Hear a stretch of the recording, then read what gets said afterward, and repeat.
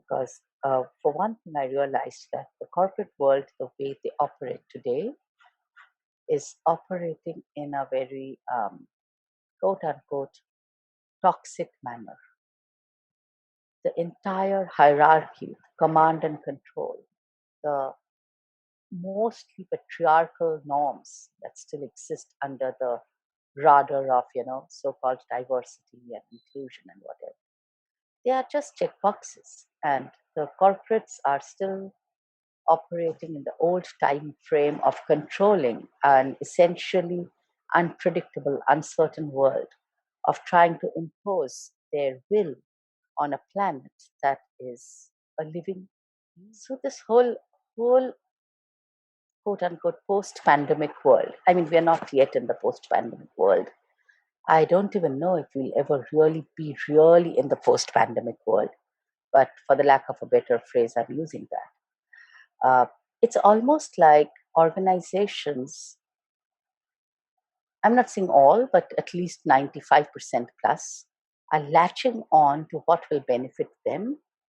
And this whole work from home, which should have been a flexible choice. Yes, of course, the pandemic forced it, and that was a different situation. But organizations are almost latching onto it like, oh, now we don't need to have infrastructure. Now we don't need to have, pay for all of this.